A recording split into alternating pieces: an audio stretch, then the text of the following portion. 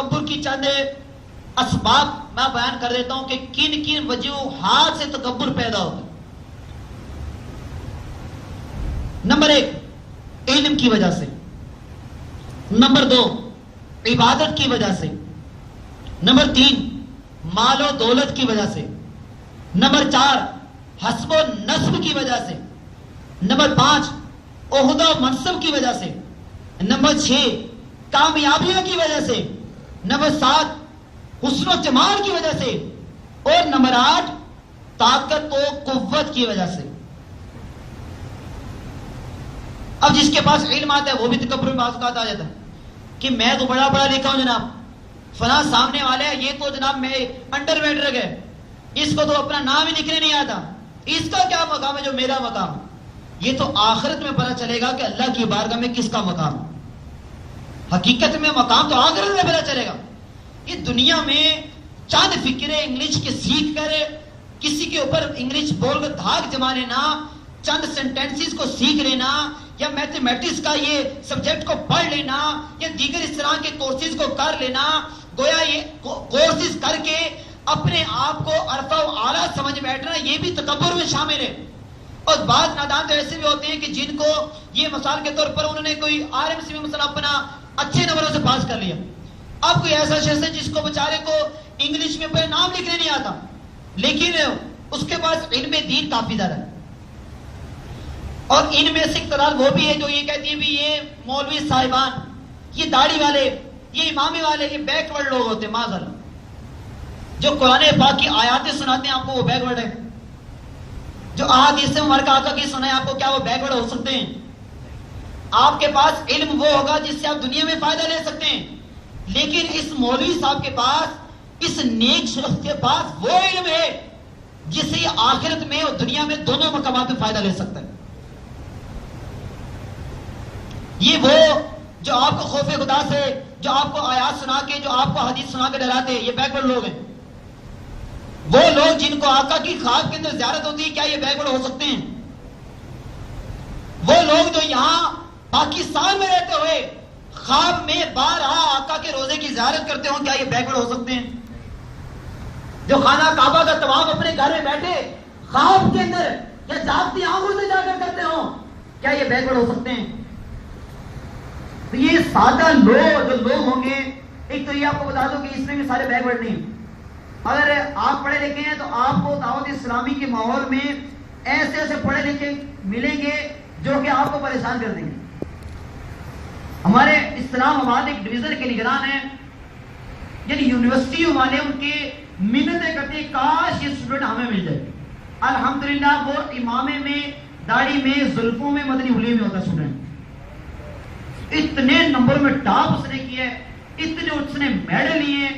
اب غالب جس ادارے میں پڑھ رہا ہے اس ادارے کے فیس بہت زیادہ ہے، لیکن وہ ادارے والے غالب اس کو پڑھنے کی، اس کو وظیفہ دینے کی ہمارے لیے اعزاز ہے کہ ہماری یونیورسٹی کے اندر یہ طالب علم پڑھ رہا ہے۔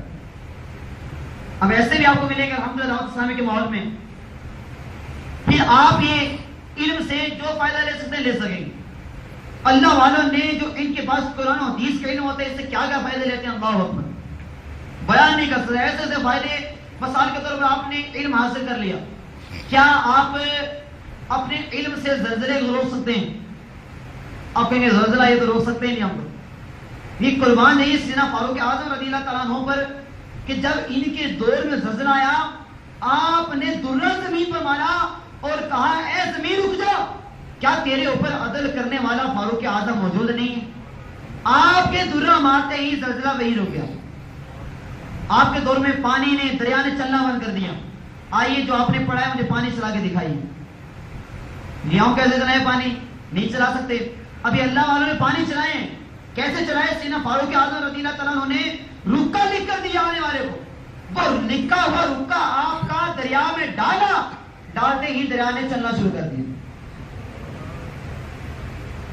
چلیں آپ کے پاس بھی علاج ہوں گے، آپ نے اس کورس سے امراض کی تشخیص سیکھی ہوگی، کیف علاج سیکھے ہوں گے، چل ٹھیک ہے، ٹھیک ہے، اللہ والے بھی علاج کرتے ہیں، لیکن آپ میڈیسن سے ہزاروں لاکھوں روپے خرچ کروا کے علاج کریں گے، اللہ والے آنکھوں سے علاج کر دیتے ہیں۔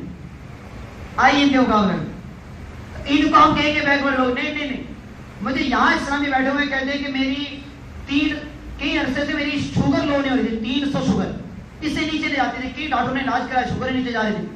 کہتے ہیں میرے سنت کی جو لکھی ہوئی آپ کی پلیٹیں ملتی ہیں, میں نے یہاں تعویذات والوں سے پلیٹیں لی, الحمدللہ پلیٹیں میں نے پیتے ہی اب میری شوگر تقریباً 160 کے قریب رہتی ہے.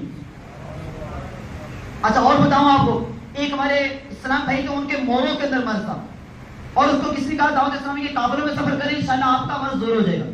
اب وہ چلے گئے دعوت اسلامی کے مدنی قافلے میں, تو کہتے میں مدنی قافلے میں گیا, میں نے کہا موروں کا مرض ہے قافلے میں کیسے صحیح ہوگا میرا, یہ تو اس کا جناب آپریشن ہو تو یہ ہو تو شاید پٹی ہو تو پٹیاں لگیں تو پلسٹر ہوگا پھر جا کے شاید میرا مورا سیٹ ہوگا.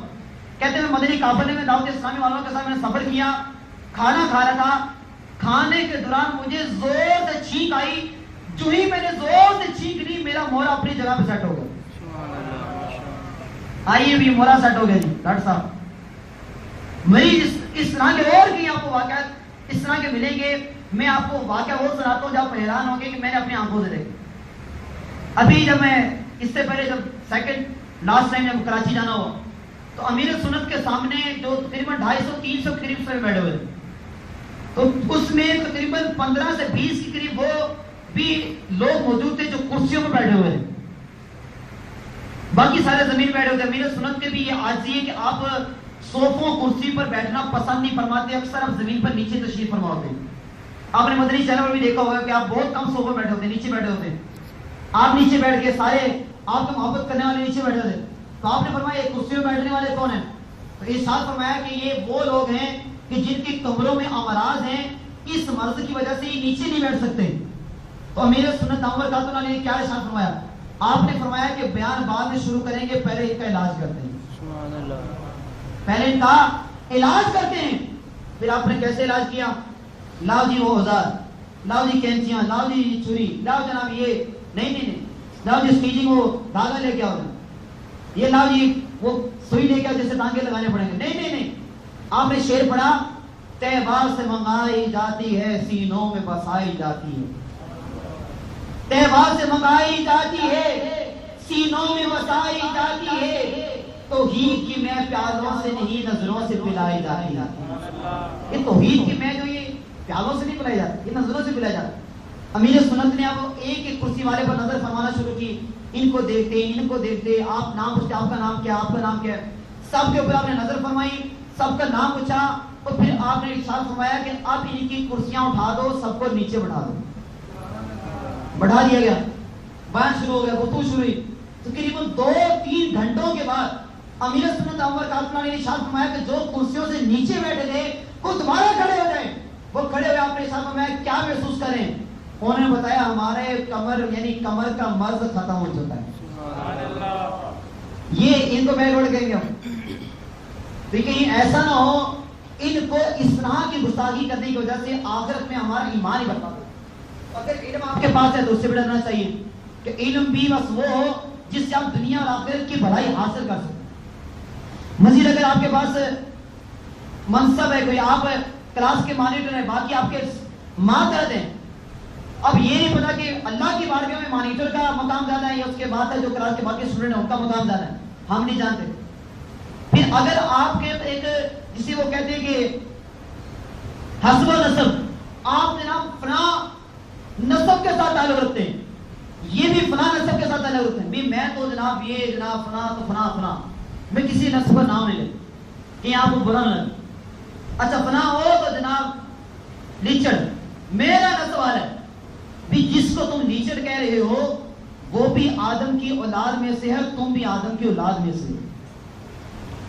مجھے ایک نام بتا دو جو آدم علیہ السلام کی اولاد میں سے نہ ہو. یہ سارے آدم علیہ السلام کی اولاد میں سے ہیں. یہ صرف اور صرف حسب و نسب اس لیے بتائے گئے کہ رشتہ داری اپنی پہچانی جائے کہ یہ میرے رشتہ داروں میں سے ہے, یہ میرے علاقہ یعنی میرے تعلق رکھنے والوں میں سے ہے. اس لیے یہ نظام کچھ قبیلوں کا, یہ قریش کا قبیلہ ہے, یہ فلاں کا قبیلہ ہے, اس لیے نام چلتے آئے. اس لیے نہیں کہ میں اعلیٰ, یہ کمزور, یہ غریب, یہ ندار, میں اعلیٰ. نہیں, آپ اور میں سب کے سب آدم علیہ السلام کی اولاد میں سے, چاہے وہ آپ کے گیٹ کا چوکیدار ہے, چاہے وہ آپ کا کھانے پکانے والا ہے, چاہے وہ آپ کو کھانا پیش کرنے والا ہے, چاہے وہ آپ کا کپڑا دھونے والا مسلمان دھوبی ہے, ارے کوئی بھی ہے, وہ ہے آدم علیہ السلام کی اولاد میں سے. تو پھر ہم کیوں تکبر کرے بھی میں آ رہا ہوں. اس طرح اور بھی اگر تکبر کے نماز کو سنتے تھے آپ کے پاس حسن جانا ہے تو بنایا کس نے؟ اللہ کی ذات نے بنایا. یہ حسن ایک ہی دن میں ضائع بھی ہو سکتا ہے.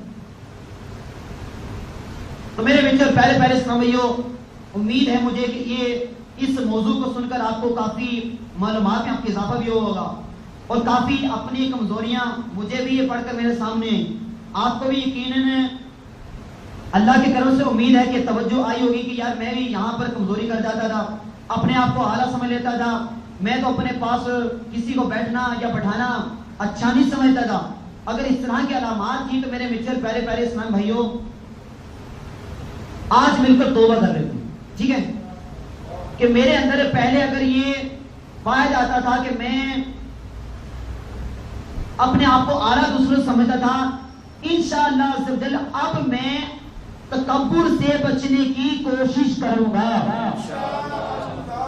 حضرت ابو بکر صدیق رضی اللہ تعالیٰ کتنے اعلیٰ تھے. انہوں نے پرندے کو درخت پر بیٹھے ہوئے دیکھا اور فرمایا اے پرندے تو بڑا خوش بخت ہے، واللہ کاش میں تیری طرح ہوتا. یعنی یہ اتنے نیک ہونے کے باوجود بھی اپنے آپ کو گناہگار سمجھتے. کاش میں پرندہ ہوتا، کوئی کہتا ہے کاش میں تنکا ہوتا، کوئی کہتا ہے کاش میں دنیا میں پیدا ہی نہ ہوا ہوتا، کاش میری ماں نے مجھے جنم نہ دیا ہوتا. خوف خدا سے کون کہتے تھے؟ جن کو دنیا میں ہی قطعی جنتی ہونے کا پیغام سنا دیا گیا. اللہ تبارک و تعالی ہمیں بھی ان خوف خدا والوں کو صدقہ خوف خدا عطا فرمائے. تو انشاءاللہ عز و جل تکبر سے بچنے کی کوشش کریں گے، دوسروں کو اپنے سے اعلیٰ سمجھنے کی کوشش کریں گے، اور جو بھی دیگر اس طرح غور کرتے چلے جائیں کہ آپ کے اندر یہ غیبت کا گناہ تو نہیں پایا جاتا، غیبت کا گناہ ہے تو اس سے بچ جائیے. پھر اور بھی جو آپ کے اندر گناہ پائے جاتے ہیں، بد نگاہی کرنے کا گناہ ہے، فلمیں ڈرامے دیکھنے کا گناہ ہے، یا کہ بے پردہ عورتوں کے ساتھ بیٹھنے کا گناہ ہے، موبائل فون کے اوپر بے پردہ عورتوں کے وال پیپر لگانے کا گناہ ہے، یا کہ میوزیکل ٹون کو توجہ کے ساتھ ذوق و شوق کے ساتھ سننے کا گناہ ہے، یا کہ کوئی کسی کی چیز کو بغیر پوچھے کھا لینے کا، اٹھا لینے کا یہ گناہ پایا جاتا ہے، کسی مسلمان کا دل دکھانے کا گناہ پایا جاتا ہے. تو آج توبہ کر لیتے ہیں کہ انشاءاللہ میں